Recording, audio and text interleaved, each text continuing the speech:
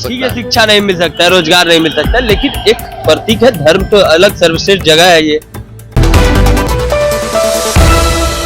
2024 का लोकसभा चुनाव काफी नजदीक आ चुका है और बिहार की जो राजनीतिक सरगर्मी है वो काफी भड़क चुकी है। ऐसे में जो शिक्षा मंत्री है वो लगातार मंदिरों पर बयानबाजी कर रहे हैं। ये बता रहे हैं कि गुलामी का प्रतीक मंदिर को बना रहे हैं और जो शिक्षा है उसे कहीं ना कहीं सर्वश्रेष्ठ बता रहे हैं। और कहीं ना कहीं आज हम बात करने वाले हैं राजकुमार पासवान से, जो कि नीतीश कुमार के हनुमान कहे जाते हैं। इनसे बात करेंगे, जानेंगे कि शिक्षा मंत्री के बयान को और जो फतेह बहादुर है जो कि एक विधायक है आरजेडी के, उसके बयान को कैसे देखते हैं आप?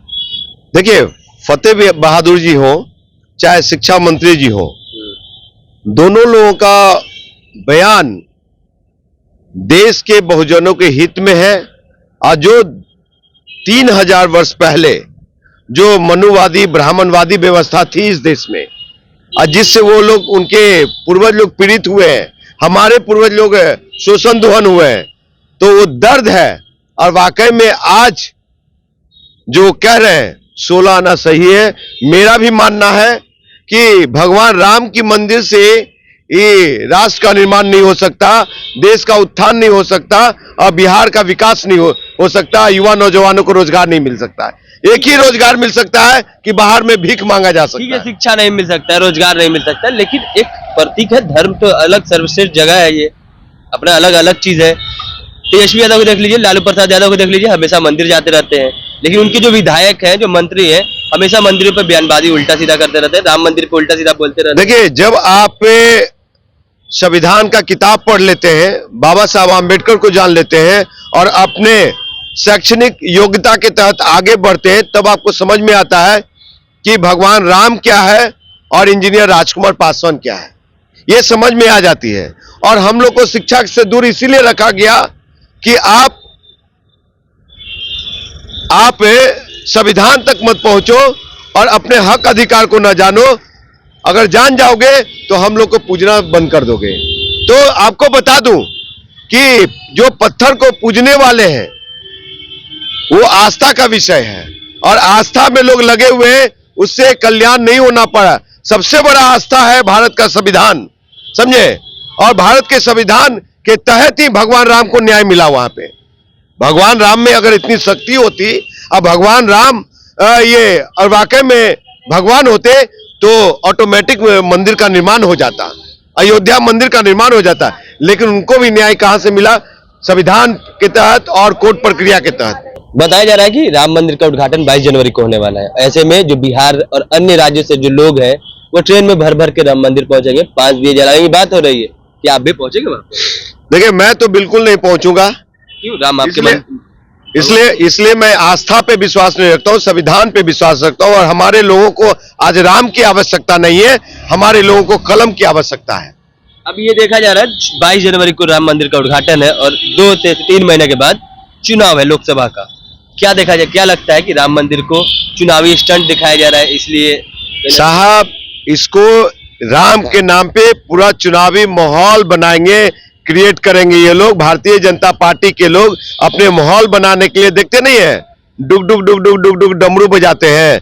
कभी वो बागेश्वर धाम वाले धीरेन्द्र शास्त्री आते हैं, तो कभी कोई हनुमान बन जाता है, तो कोई भालू बन जाता है, तो कोई ये पत्रकार भी कहने लगता है कि मेरे आदर्श गांधी नहीं, मेरे आदर्श संविधान नहीं, मेरे आदर्श नाथूराम गोडसे है। तो ऐसे लोग हैं। ये लगातार बयानबाजी, जैसे जब से चुनाव आया है तो कहीं ना कहीं ये बताया जा रहा है कि मंदिर सर्वश्रेष्ठ है, मंदिर का स्थापना होना चाहिए। अभी एक बाबा है, कोई आचार्य है, जिनका साफ तौर पे ये कहना है कि जो ब्राह्मण को नहीं मानते वो चमार है, जो राम को नहीं मानते वो चमार है। सुनिए, जब ये इन लोग को शर्म आता है क्या? आपको बता दूं कि अगर भगवान वाकई में पुरुषोत्तम राम है और उसके हनुमान बने भगवान श्री हनुमान बजरंगबली, और उस बजरंगबली को जब चमार, आदिवासी और जंगली और दलित बता दिया, तो ये लोग तो किसी को भी कुछ कह सकते हैं। सबसे बड़ा अगर कोई चमार है तो चमार को चमार बोलने वाले लोग, दलित को दलित बोलने वाले लोग, समझे, वो लोग को शर्म आनी चाहिए। ये ब्राह्मणवादी जो है ना, नकली लोग बाबा हैं। का जैसे कहना है, आचार्य जी का कहना है कि जो लोग राम को नहीं मानते वो चमार है, तो यानी जो जो भगवान उनके अंदर भी सुनिए, इस देश में सबसे ज्यादा नंगा, भूखा और दलित से भी नीचा अगर कोई जाति है तो वो मंदिर में बैठ के पूजा कराने वाले, मठ में बैठ के पूजा कराने ब्राह्मण लोग हैं।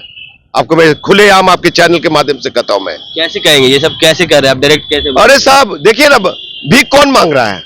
आस्था के नाम पे, आप आस्था के नाम पे ना भीख मांग रहे हैं। आज भगवान, फिर मैं कह रहा हूं कि आज भगवान श्री राम की आवश्यकता नहीं है। आज हम लोग को, देश के युवा नौजवानों को, दलित, शोषित, वंचित, गरीबों को कलम की जरूरत है। कलम दो। ऑक्सफोर्ड यूनिवर्सिटी क्यों नहीं भैया? हाँ, वन नेशन वन एजुकेशन की बात क्यों नहीं करते हैं? आप मंदिर मस्जिद में घंटा बजवाना चाहते हैं। देश के युवा नौजवान पढ़ लिख करके इंजीनियर, डॉक्टर बना, आईएएस आईपीएस बना, उसको तो आईएएस आईपीएस को जगह मिल जाए। जो मैनेजमेंट किया हुआ इंजीनियर है, वो लोग को कहते हैं कि आप पकौड़े छानो। तो जब तक उसको अवसर नहीं मिलेगा तो अवसर का विकास कैसे होगा? देश का निर्माण कैसे होगा? क्या लगता है, राम के नाम पे देश का निर्माण होगा क्या? 2024 के चुनाव में क्या लगता है, इंडिया गठबंधन सामने आ पाएगी या फिर से भाजपा सरकार रहेगी? अरे भैया, हम ये बात कर रहे हैं ना, ये क्या कहेंगे कि इनको पाकिस्तान जाना चाहिए, ये भी बोलेंगे। लेकिन आपको बता दूं कि जहां तक इंडिया गठबंधन की एकजुटता की सवाल है, तो इन लोग की अपनी अंदरूनी मामला है। सीट शेयरिंग अब किस तरह से करते हैं, ये लोग कर लेना चाहिए। काफी लेट हो रहा है, विलंब हो रही है। लेकिन अगर ये लोग अपना मजबूती नहीं दिखाएंगे और मजबूती के साथ जनता के बीच में नहीं आएंगे, तो फिर ये सामंतवादी, मनुवादी और ये अंबानी अडानी को आगे ले जाने वाले लोग, देश को खोखला बनाने वाले लोग फिर से सत्ता पे काबिज हो जाएंगे। तो इनको रोकना है तो अपने निहित स्वार्थ को छोड़ करके और जमीनी स्तर पे जो काम कर रहे हैं, हम जैसे लोग, जिनको हर एक लोकसभा पे 25,000, 40,000, 50,000, 1 लाख, 1.5 लाख वोट है, उन लोग को गले लगाइए। इस मामले में ये इंडिया गठबंधन के लोग बहुत पीछे हो जा रहे हैं। क्यों नहीं उदारता दिखा पा रहे, मुझे समझ के परे है। लेकिन ये भारतीय जनता पार्टी के लोग ऐसे लोगों को हाथों हाथ ले रहा है। सारी लोकसभा सीटों की बात हो गई, लेकिन राजकुमार पासवान चिराग पासवान के खिलाफ चुनाव लड़ने जा रहे हैं, कहां देखते हैं अपने आप को आप? अरे भैया, मैं चिराग पासवान और ये उसके परिवार के खिलाफ नहीं लड़ रहा हूं, व्यवस्था के खिलाफ लड़ रहा हूं मैं चुनाव।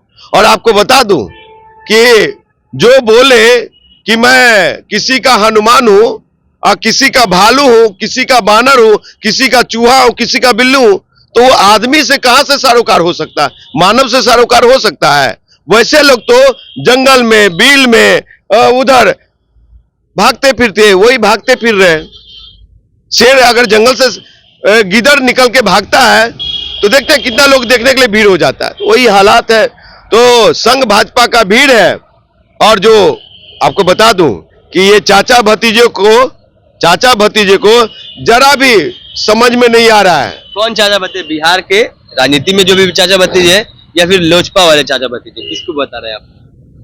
अरे भाई, शाही पासवान एंड परिवार पार्टी, समझ गए? कौन सा? शाही पासवान एंड परिवार पार्टी। ये शाही पासवान एंड परिवार पार्टी जो है कि इनको बीजेपी खा जाएगी इस लोकसभा विधानसभा चुनाव में, समझे? ये खत्म हो जाएंगे। अब क्या गेम चल रहा है कि वो शाही पासवान परिवार पार्टी का युवराज जमुई से ही लड़ो, और भाई जो है हाजीपुर का है नहीं, खगड़िया का है, तो हाजीपुर सांसद जो है उसको राज्यसभा भेज करके बीजेपी वो सीट अपने खेमे में, अपने हाथ में लेना चाहती है। तो ऐसे में राजकुमार पासवान ही वहां का बेटा है, और राजकुमार पासवान अगर चाचा आ जाए, भतीजा आ जाए, चाची आ जाए, मैं लड़ रहा हूं, औरों का पता नहीं कि चाचा लड़ेंगे, चाची लड़ेगी, दीदी लड़ेगी, जीजाजी लड़ेंगे कि युवराज लड़ेगा। आज मैदान में हम है तैयार, वैशाली हाजीपुर है तैयार। चलिए, ये हमारे साथ राजकुमार पासवान थे, जिनका साफ तौर पे कहना है कि इंडिया गठबंधन को अब तक सीट बंटवारा कर लेना चाहिए, क्योंकि जो लोगों के बीच जाना है तो कहीं ना कहीं अपना चेहरा चमकाना होगा। इन्होंने साफ तौर पे ये भी कह दिया कि बीजेपी इस बार लोजपा के दोनों चाचा भतीजों को खा जाएगी। क्या कुछ कर रहे थे राजकुमार पासवान, आपने इस वीडियो में सुना, आपकी प्रतिक्रिया क्या है कमेंट बॉक्स में जरूर दें। तमाम खबरों के लिए जुड़े रहना चाहिए। धन्यवाद।